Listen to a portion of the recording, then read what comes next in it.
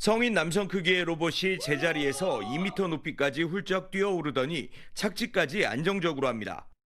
오늘 상장한 중국 로봇 기업 유니트리가 새로 공개한 휴머노이드 로봇 슈퍼맨입니다. 업체가 설명한 100m 달리기 최대 속도는 시속 45.58km로 세계 기록 보유자 우사인 볼트보다도 빠릅니다. 이 로봇은 오는 22일 베이징에서 열리는 세계 휴머노이드 로봇 운동회에 참가할 예정인데 이번 대회에는 300여 개 업체 로봇이 육상, 축구, 체조 등 32개 종목에서 치열한 경쟁을 벌일 예정입니다. 实测现场我们也设置了秒表来监控机器人启动的反应时间。我们同时也在努力的提升机器人的极限的最高速度，力争突破人类的世界纪录的水平。 중국 대표 로봇 기업으로 꼽히는 유니트리는 상장 첫날부터 주가가 폭등했습니다. 공모가는 주당 150.8위안, 우리 돈 31,215원이었는데 개장 초 699% 오른 1,100위안, 우리 돈 22만 7,700원까지 치솟기도 했습니다.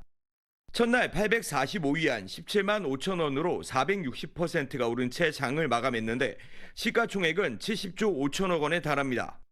31% 넘는 지분을 보유한 창업주 왕싱싱은 종가 기준 지분 가치가 단숨에 우리 돈으로 22조 원을 넘어 90년 재생 가운데 최대 부호가 됐습니다. 로봇 기업에 대한 뜨거운 투자 열기 속에 중국 로봇 기업 50여 곳이 줄줄이 상장을 예고하고 있습니다. 베이징에서 SBS 한상우입니다. 중국에는 이런 말이 있습니다. 중국의 과거를 보려면 베이징에 가고 현재는 상하이, 미래를 보려면 선전에 가라는 말입니다. 미국에 실리콘밸리가 있다면 중국에는 선전이 있습니다. 한자로는 심천, 중국 발음으로는 선전이라고 읽는데 홍콩 바로 위에 위치한 도시입니다. 1980년대 개혁 개방 정책에 따라 경제특구로 지정되기 전까지만 해도 농업과 어업을 주로 하는 시골 마을에 불과했습니다. 오히려 일자리를 찾아 홍콩으로 미리국하는 사람이 수백만 명에 달할 정도였습니다. 하지만 이곳 선전은 이제 완전 다른 도시가 됐습니다. 텐센트, BYD, 화웨이, DJI 등 중국을 대표하는 첨단 기업들이 모두 이곳 선전시에 본사를 두고 있습니다. 연구단지도 밀집돼 있죠. 선전시의 상징인 화창베이 전자상가 밀집 지역에서는 오전에 전자제품 견본을 주문하면 저녁에 나온다는 말이 있을 정도로 젊은 창업가들의 메카가 된 지 오래입니다. 그래서 중국의 실리콘밸리라고 불리고 기술력과 아이디어로 무장한 중국 젊은이들이 몰리는 곳이기도 합니다. 그런데 이 선전이 다시 한번 변하고 있습니다. 이제 첨단 산업을 넘어 친환경 개발에 역량을 모으고 있는 겁니다. 시 전체 면적의 절반이 넘는 970제곱킬로미터, 서울시 전체 넓이의 1.5배에 달하는 지역을 환경보호구역으로 정했습니다. 중국 도시의 행정구역이 상대적으로 넓은 걸 고려해도 엄청난 규모입니다. 도심 한가운데는 3제곱킬로미터, 여의도 넓이만한 울창한 숲이 조성돼 있습니다. 그냥 보호구역, 숲을 만든 게 아니라 첨단 기술을 총동원해 관리까지 하고 있습니다. 탄소 흡수율이 높은 맹그로브 나무의 상태를 관찰하기 위해 드론이 날아다니고 이 드론이 AI 기술을 통해 수집한 정보는 환경당국에 수시로 공유됩니다. 이런 시스템은 전 세계 드론 시장의 70%를 차지하는 DJI와 선전시에 자리 잡은 AI 개발 업체들의 협업으로 이루어졌습니다. 它是可以识别到农作物叶绿素的分布情况的。那一般都是跟农业植保机进行搭配合作，由这个多光谱的无人机扫。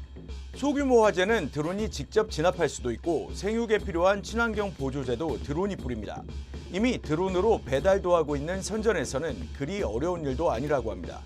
선전시는 2035년까지 탄소 중립 도시를 목표로 전기차를 도입하는 데도 열을 올리고 있습니다. 全部电车来了。 连货车、货运的车也是电动的，出租车跟公交车全部都是新能源的，整个深圳。 탄소 중립을 위해서는 도시 전체에 효율적인 전기 공급이 필요한데 이를 위해서도 도심 변전소도 모두 지하화하거나 생태 공원으로 바꿨습니다. 변전소 주변 환경을 바꾸니 자기장 발생도 최소화했습니다. 변전소 내부 자기장 수치를 제가 직접 테스트해봤는데 헤어 드라이어의 100분의 1 수준인 0.01 마이크로 테슬라에 불과했습니다. 자, 그러면 중국 선전시는 왜 이렇게 친환경에 모든 걸 거는 걸까요? 여기에는 중국의 전략적 판단이 깔려 있습니다. 한때 세계의 공장이라 불리며 오염물질을 내뿜던 중국. 이제는 미국과 AI, 로봇, 반도체 기술을 놓고 전략적 경쟁을 벌이는 단계까지 올라섰죠. 여기서 더 나아가 환경 문제에서도 중국이 세계를 이끌겠다는 야심을 드러낸 겁니다. 이걸 보여주기에 더없이 좋은 모델이 바로 선전인 겁니다. 특히 오는 11월에는 선전에서 에이펙 정상회의가 열립니다. 전 세계 각국 정상이 모이는 자리에서 친환경 첨단 도시 선전을 홍보하려는 의도가 깔려 있다고 봐야 합니다. 중국은 에이펙 정상회담에 앞서 각종 에이펙 장관급 회의도 선전에서 열면서 친환경 첨단 선전을 홍보하고 있습니다. 지난달에는 선전에서 에이펙 산림장관회의가 열렸는데 주요 의제는 역시 환경이었습니다. 아마 중국 정부에서는 선전이 중국에서 가장 먼저 개혁 개방 정책을 추진했고 하이테크 기업들이 굉장히 많이 입주해 있는 아주 발달된 지역이고 사전 회의 때 보니까 생태적인 보호 또 바다의 그런 자연 자원 또 산의 자연 자원들을 잘 보호하고 있다는 걸 굉장히 강조하더라고요. 그래서 그런 면에서 보면 시진핑 주석이 강조하고 있는 그 자연과 조화로운 발전 이런 부분들을 선전해서 잘 보여줄 수 있다고 생각하는 것 같습니다. 특히 중국 정부는 산림자원 보호에 큰 관심을 보이고 있는데 한국의 산불 진화 능력과 시스템에 대해서도 정보를 공유하며 배우길 원했습니다. 중국 하면 떠오르던 미세먼지와 환경오염 이미지를 벗어나 친환경 국가가 되기 위한 몸부림으로 볼 수 있습니다. 중국 창정 10B 로켓에서 떨어져 나온 1단 추진체가 역추진으로 속도를 줄여 바다 위에 있는 플랫폼으로 접근합니다. 火箭返回的过程当中这个挂钩会在预定的高度展开，这个挂钩呢就挂在网上，就把从天而降的火箭稳稳地接住了。 중국은 발사대에 로봇 팔로 추진체를 잡는 미국과는 달리 그물을 이용해 추진체를 회수하는 데 성공했습니다. 로켓 재사용 기술을 보유한 두 번째 나라가 된 건데 이 과정에 중국 동북부 하얼빈에 있는 하얼빈 공대가 힘을 보탰습니다.